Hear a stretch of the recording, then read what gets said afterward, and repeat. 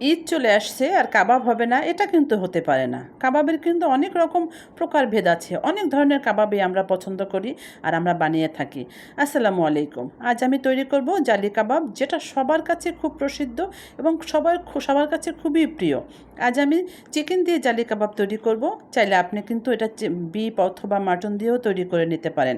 আর এটা বানানো কিন্তু খুবই সহজ। আপনার রান্নাঘরে আছে এমন কিছু মশলা দিয়ে এটা আমি তৈরি করব। এখানে নিয়েছি আমি দারচিনি, তারপর কাবাব চিলি নিয়েছি।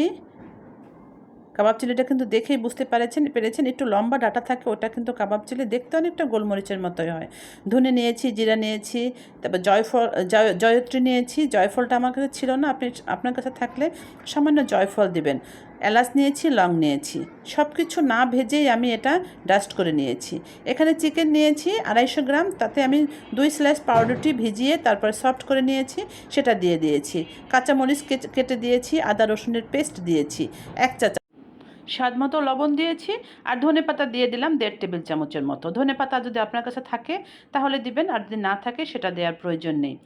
আর যে মশলাটা আমি করে নিয়ে রেখেছিলাম সেই মশলাটা থেকে দিয়ে দিলাম 1 টেবিল চামচ। আর টমেটো কেচাপও দিয়ে দিলাম এখানে 1.5 টেবিল চামচ। সব কিছু আমি এখন বেশ ভালোভাবে মিশিয়ে নেব স্প্যাচুলার দিয়ে। তারপর আমি হাত দিয়ে মিশিয়ে নেব।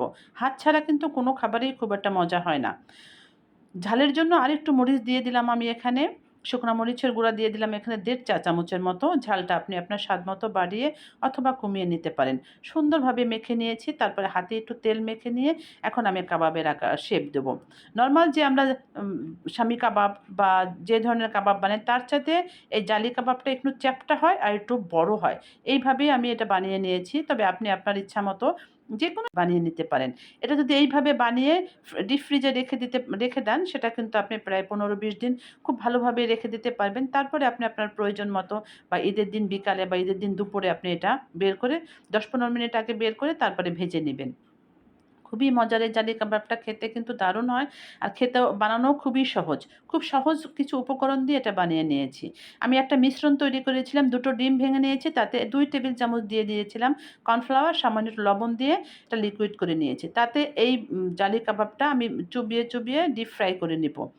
জালি কাবাবটার নামকরণটা এখানেই সার্থকতা এসেছে যে এই যে ডিমের যে মিশ্রণটি উপর দিয়ে আবার একটু গোল গোল করে বা ঘুরিয়ে দেব, যাতে এর থেকে একটা জালের মতো সৃষ্টি হয়।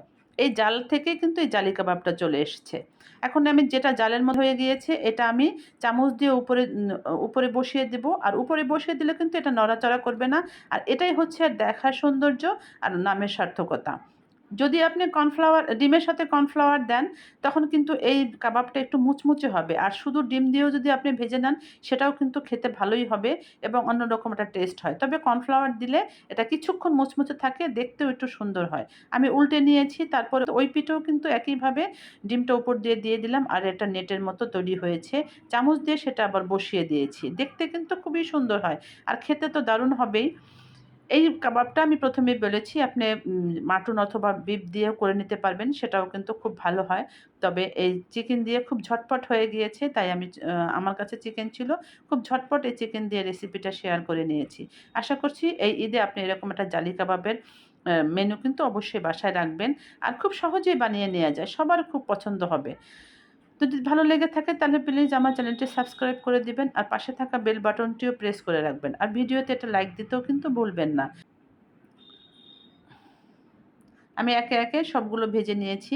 আর এটা কিন্তু একটু মিডিয়াম হিটেই ভেজে নিতে হবে। কারণ এটা যেহেতু ডিম আছে, একটু যদি হাই হিটে ভাজা হয় উপর থেকে কিন্তু খুব সহজেই পুড়ে যাবে, ভেতরটা খুব ভালোভাবে সফট হবে না। আমি প্রথম দুটো তুলে নিয়েছি, তারপরে আমি একইভাবে আবার সবগুলো ভেজে নিব।